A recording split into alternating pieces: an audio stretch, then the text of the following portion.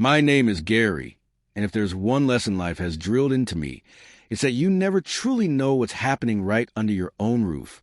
People say love is built on trust, that when you find a right person, you should give them your whole heart without hesitation. But let me tell you something. Trusting blindly isn't loyalty, it's foolishness. I learned that lesson the hard way. I used to believe in love, the kind where you commit fully, support each other unconditionally, and never even consider the possibility of betrayal. I assumed that if I was faithful and all in, my partner would be too. It never even crossed my mind that I would one day find myself questioning everything I believed about love, commitment, and marriage. Yet here I am, looking back. I can see now how easy it is to be deceived when you're in love. The signs are there, but you brush them off, convincing yourself that the person you trust could never be capable of hurting you. You believe that because you're sincere, they must be too, but that's not always the case. After everything I've been through, I can't help but feel like love is nothing more than a beautifully packaged lie, a word people use without truly meaning it. If you stick around, you'll understand why I feel this way. I met Kimberly when I was 30. She was 25, full of life, and had a spark that made everything around her seem brighter.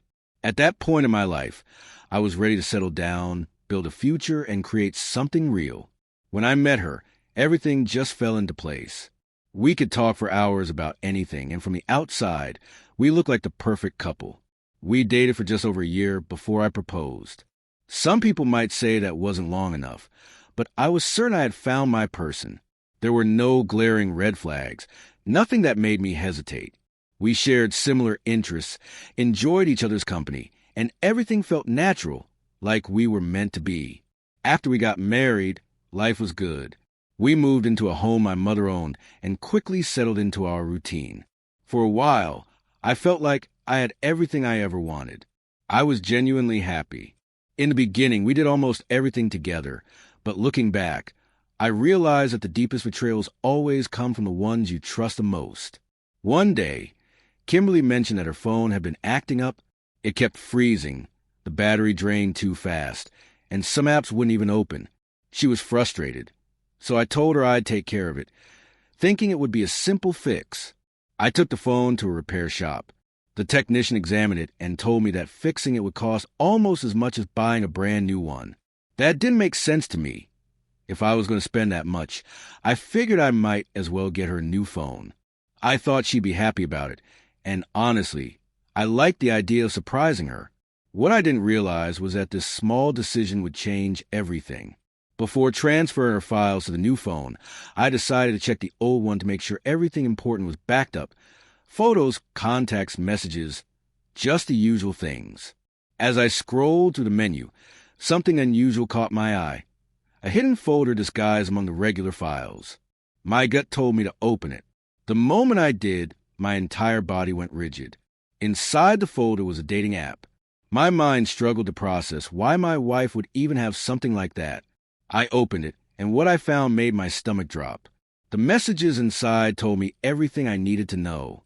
She had been talking to other men, not just recently, but even while we were dating. Some of the conversations were light and playful, but others were blatantly flirtatious, even explicit. The more I read, the worse it got. There were different men, different conversations, but the same pattern. She laughed at their jokes, encouraged their advances, and responded in ways that made it clear she wasn't just being friendly. She had been doing this right under my nose. Without hesitation, I took screenshots, names, dates, and the most damning parts of conversations. If she tried to lie about it later, these messages would speak for themselves. Once I had everything I needed, I locked the phone and handed it back to the technician. "Go ahead with the transfer," I said, keeping my voice steady. As the technician worked, I stood there lost in thought. Had she always been like this? Had I just been too blind to see it? No matter how I tried to make sense of it, one thing was clear. This wasn't something I could ignore. I needed answers. By the time I got home, I already knew exactly how I was going to handle it. Walking through the door, I pulled out the brand new phone and handed it to her with a small smile, watching her closely. Her face lit up instantly. She wrapped her arms around me, pressing a kiss to my cheek. "Oh my God, babe, you got me a new phone? You didn't have to." She was genuinely happy, completely unaware of what was coming next.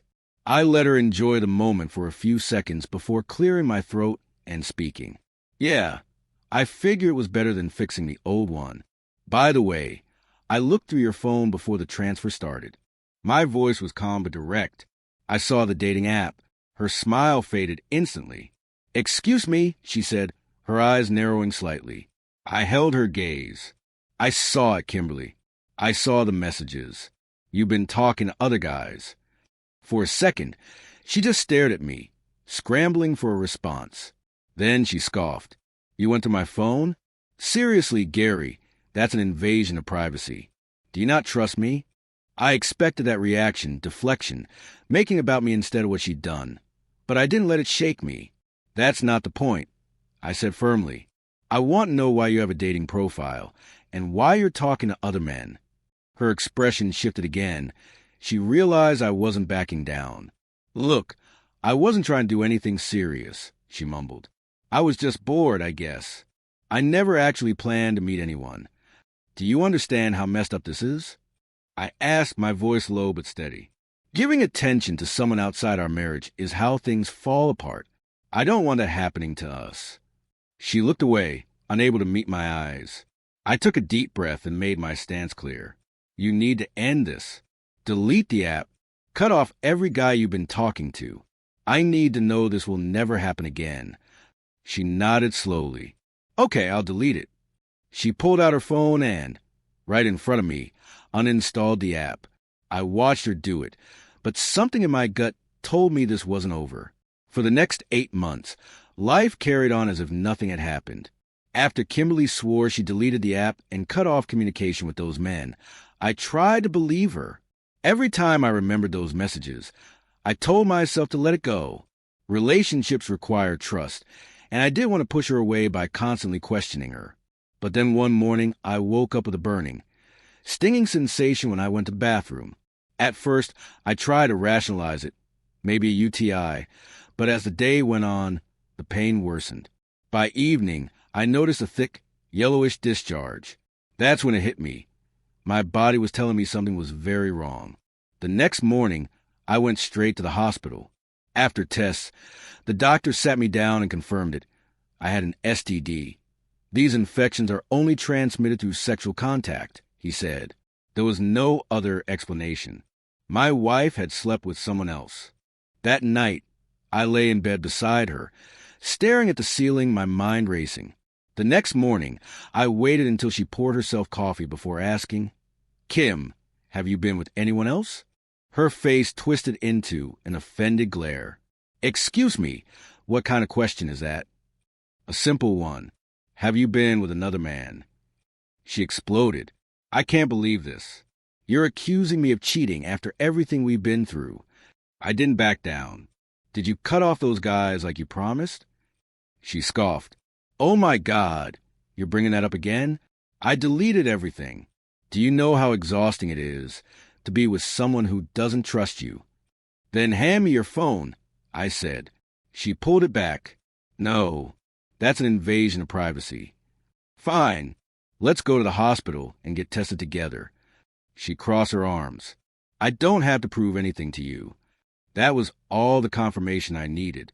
The second she looked away, I grabbed her phone, unlocked it, and scrolled through messages, images, and receipts. Proof of multiple affairs, some stretching back months. I turned to her. How could you be this unfaithful? Instead of apologizing, she smirked and flipped me off. Something inside me snapped. Pack your stuff. This marriage is over.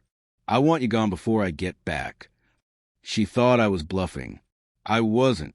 I left, called my lawyer, and filed for divorce immediately. When I returned 2 days later, she was gone, moved straight into another man's house. One of the guys she'd been seeing behind my back. The divorce was brutal. It wasn't just paperwork. It was untangling myself from the life I'd built with someone who never truly loved me. The pain was indescribable, but I learned never love blindly. Trust should be earned, not given freely. If someone disrespects you once, they'll do it again. Trust actions, not words. And when someone shows you who they are, believe them the first time. I don't share this for sympathy. I share it because some man out there needs to hear it. If you're ignoring red flags, making excuses for someone who keeps hurting you, stop. Protect your future, not just your heart. And if you know someone who needs to hear this, tell them. It might save them from the pain I went through.